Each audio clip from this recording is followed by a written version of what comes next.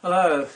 Well, in the last video at the end I said that I'm working on something completely different, which would be in the next video. Unfortunately, I'm still working on that and it's not quite ready to go. So this video is actually about another trip to Bray Lake that we took in quite high winds of 18 to 20 mph, gusting to slightly more. You'll recall that last time we had this problem whereby when it was tacking, it's supposed to tack within this corridor defined by the two green lines, and we found that it was only tacking halfway across and then reverting back to the opposite tack. This was caused by the fact that at this point here it decided that it could sail directly to the waypoint Bravo, and so it started doing that, and then it changed its mind and decided it needed to tack again and recomputed a new tacking angle which happened to be the opposite of the one it was on before. So that was a problem that we wanted to fix. So after some discussion we decided to do two things. Firstly, we decided to lock the tacking angle that we were on, so that if it decided to abandon tacking and sail directly to the waypoint and then changed its mind before it had actually crossed the green line that defining the tacking corridor, then it would automatically resume the tack it was on before. Secondly, Robin advised that we were smoothing the wind direction obtained from the wind vane. We were smoothing it with an exponential filter with a time constant of 10 seconds. And Robin advised that it would be better to use a 60-second time constant. So that's what we did. The way exponential smoothing works is that every time you get a new reading, you calculate a new smoothed value as alpha times the new reading plus 1 minus alpha times the old smooth value for some value of alpha less than 1. When I came to look at the code in order to change the time constant, I discovered to my horror that I had got a typo in it. Instead of saying 1 minus alpha, it said 1 times alpha. And the effect of that was that the smoothing wasn't really working at all. So that may explain partly why we had the problem last time at Bray Lake. Anyway, I've fixed that bug now, and also changed the time constant from 10 seconds to 30 seconds to give slightly more smoothing. Right, so Dick is just putting the sail up, and we've got quite a substantial southwesterly wind on Bray Lake. Saturday the 9th of February at Bray Lake, and the wind is 16 to 20 mph. Dick testing the radio control. Doesn't look as if it's going round past, but it is going round past. Are we all set then, except for setting the camera and the timer? Yeah.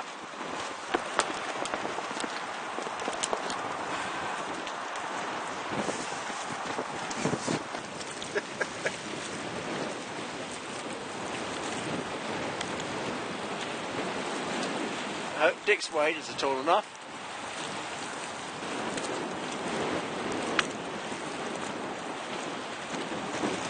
Of course it would. Right, we're going straight into the sun.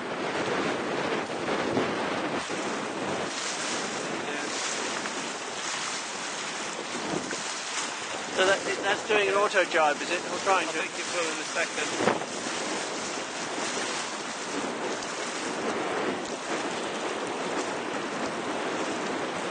No, it's auto jibing now. So is that road rather straight? No. It's actually succeeded. It's one. It's one. And go right round. Well, that's the a good test of the integration of the derivative element of PID. Yeah. That's what we're trying to test, isn't it? Yeah. Even better. So that's not. So it didn't. I think it's doing an auto jibe again.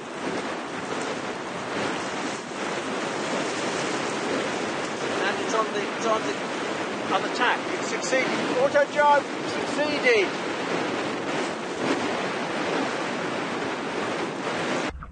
So here's that auto jibe from the deck camera. We're trying to turn to starboard through the wind, unable to do so. The auto jibe comes into effect. We centralise the rudder for 20 seconds in order to build up some speed, and then we apply full port rudder. Boat comes round.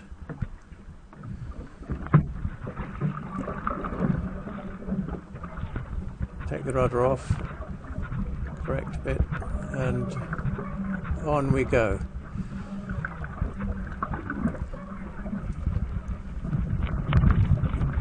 It's heaving in pretty heavy seas in terms of the scale of the boat and the size of these tiny waves on the lake.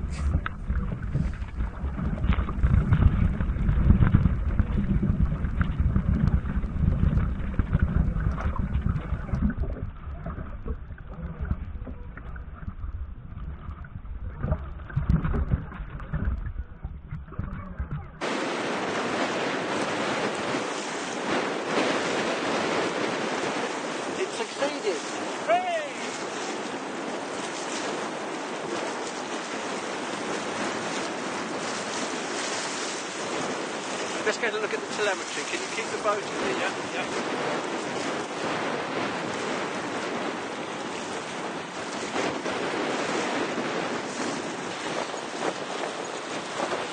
Still trying to get to base safe water. Yeah, I guess that. The sails look nice, don't they? Yeah. It'll look even better when we've dyed one of them red or green, won't it? Well, we'll do the front one, yeah? Yeah, absolutely. It's trying to get to base safe water, which is out there beyond it, and it's being blown ashore, really, I think. You know what it'll try and do? It'll try and turn, fail, and then jibe straight into the boat. Yeah, that's what's going to happen.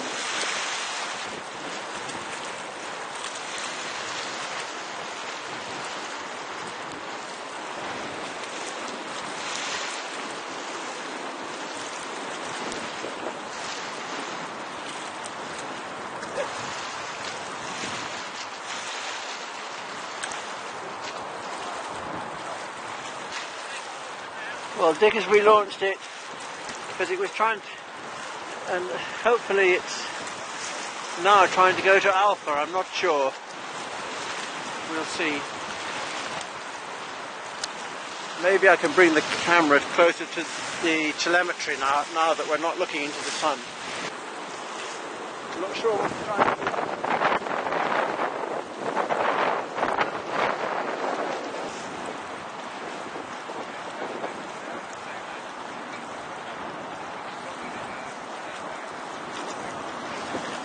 So we've been blown ashore again. Nick's going to set him off again, but because he's already been through base safe water, he'll now try and go straight to Alpha, which is a more interesting thing to do.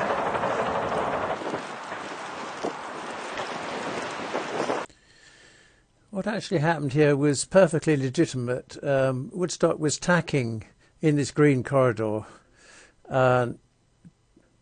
went over the green line, tried to turn, couldn't turn, tried to auto jibe, failed. The first auto jibe failed. Then the second one was successful. He tacked back, and because he doesn't know where the land is, just ran aground. Then Dick pushed him off.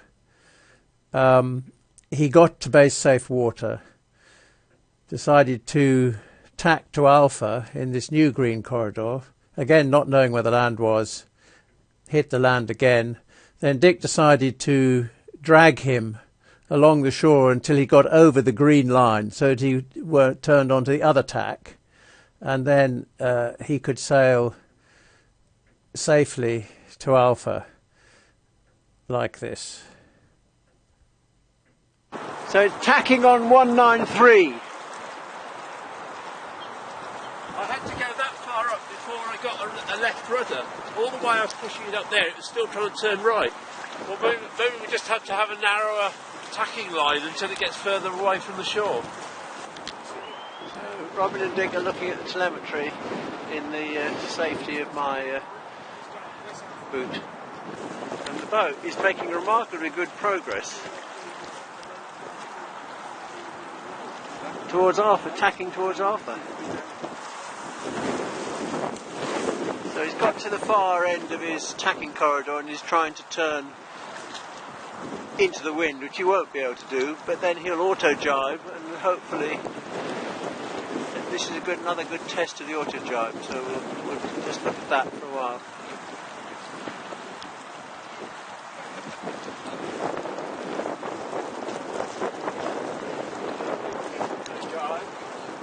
But not actually succeeding, or is it?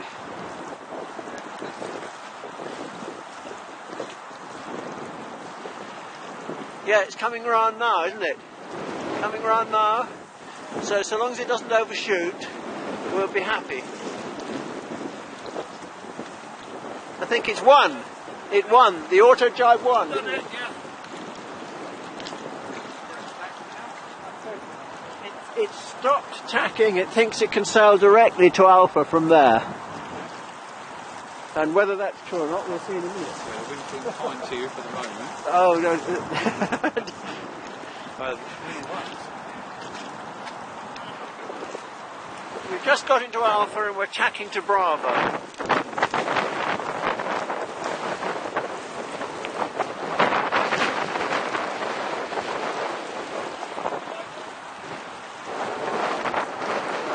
So where the hell are we?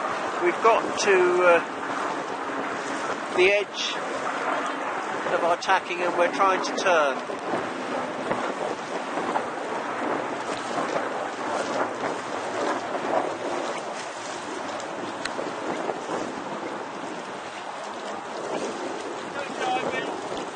Auto jibe starting.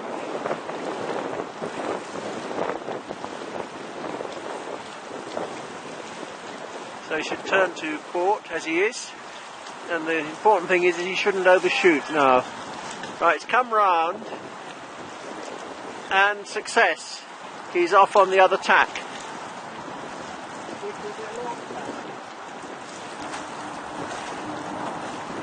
Wind is dropping down. We have some assistance here.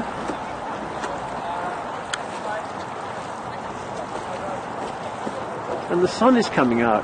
Oh, that's nice, a little bit of warmth. Could do with that. So we tacked nicely from Alpha to Bravo like this.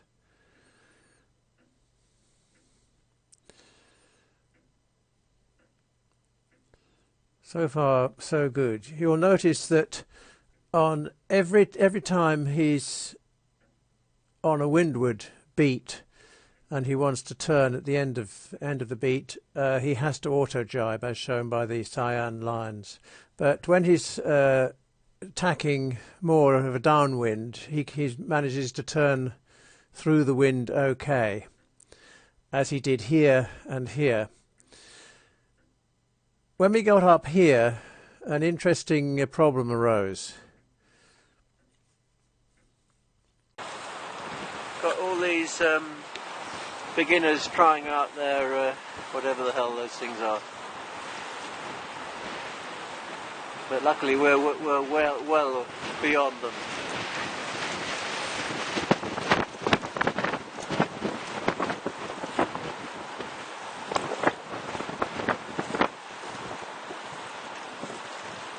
Where's the bloody boat gone?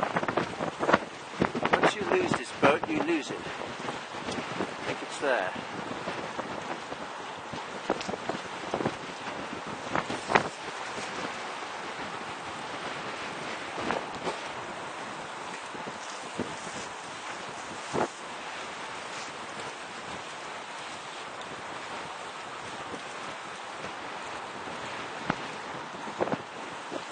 Just sailing past Bravo at the moment on this tack, on this beat, and when he's gone a certain distance to the north, he should be able to sail directly to Bravo from there. So then I expect the tacking would stop.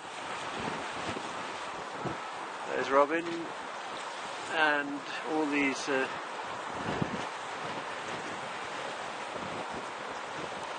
whatever the hell they are, paddle waters or no, what are they? I don't know. I don't know anything about sailing. People with sails of some kind. So he's now sailing directly to Bravo.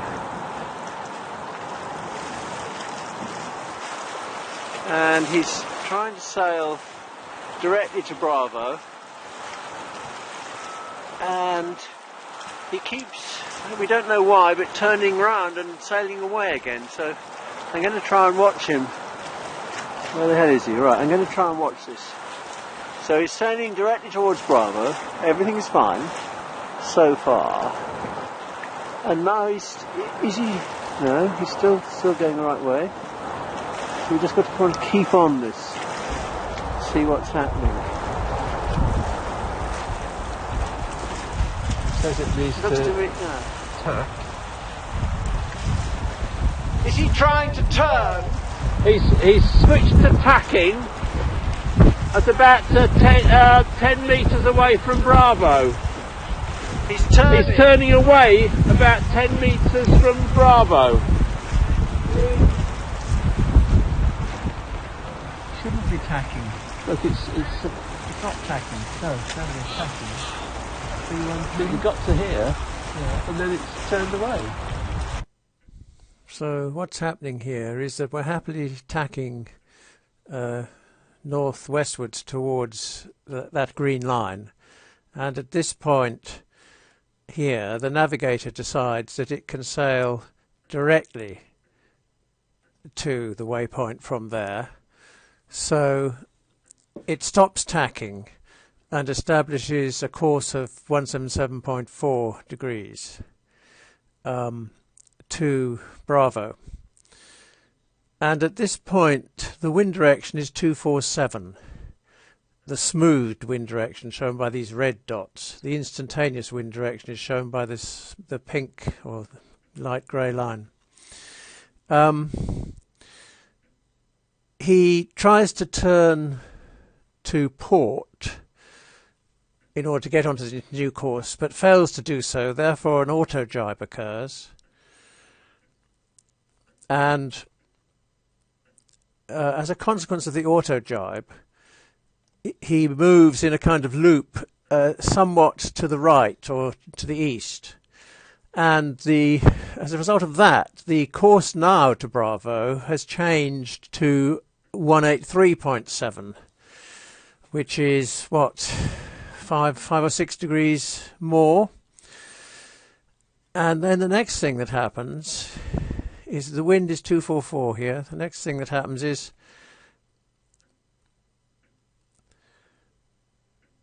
the wind goes down a bit, backs a bit,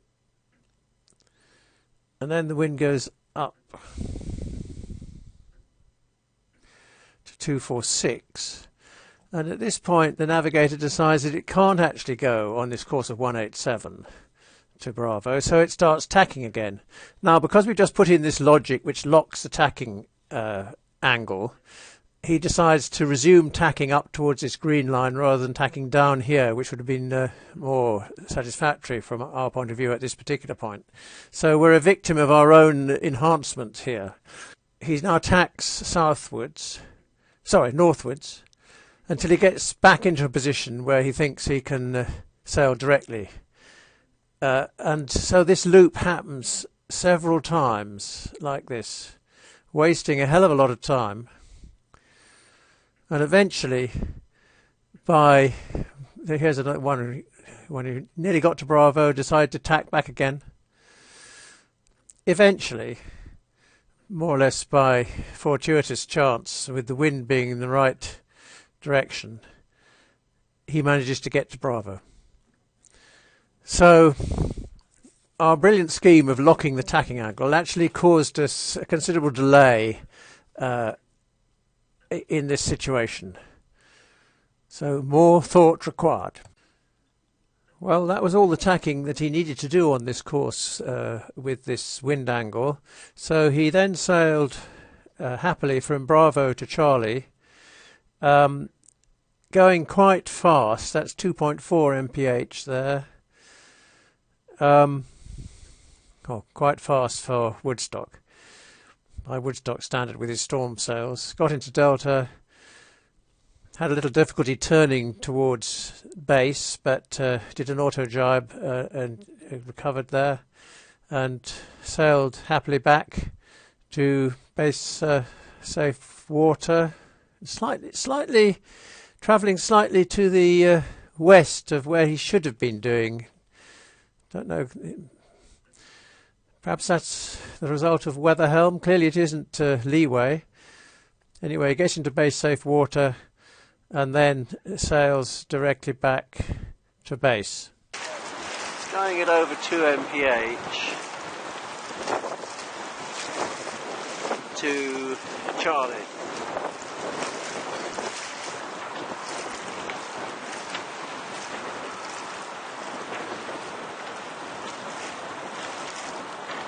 There's plenty going on elsewhere. All this stuff is going on. But luckily it's not in my way. We're going to get into these people. We might, just by going to Delta and then coming back, we might actually clear them all, mightn't we? Because they're... Well, we might meet them up on the route from Delta to base. Or even over there at the island. So, no, we might need to intervene with radio control. Well, we'll see. In order to avoid annoying the management here.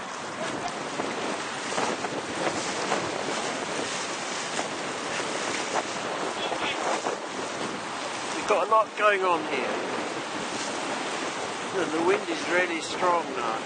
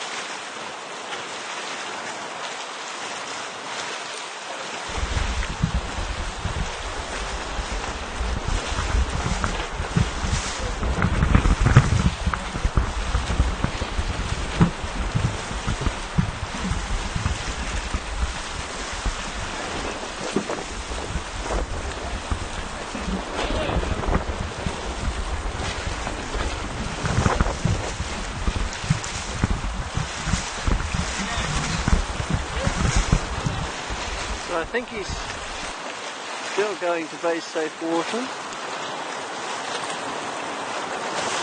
but he should surely turn now to come to base. I think he is.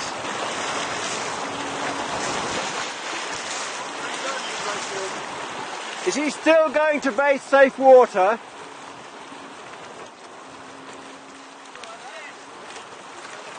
Well, surely he must be in it by now.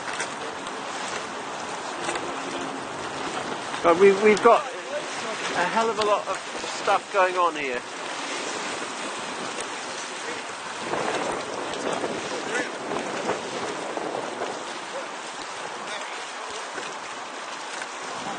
He must be coming home now, surely. Coming to base safe water, I feel.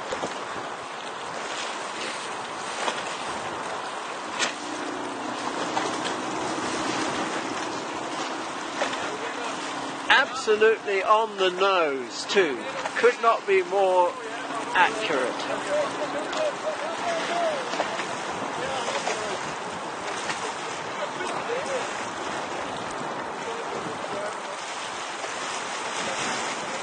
So that is success in high winds. Hurrah!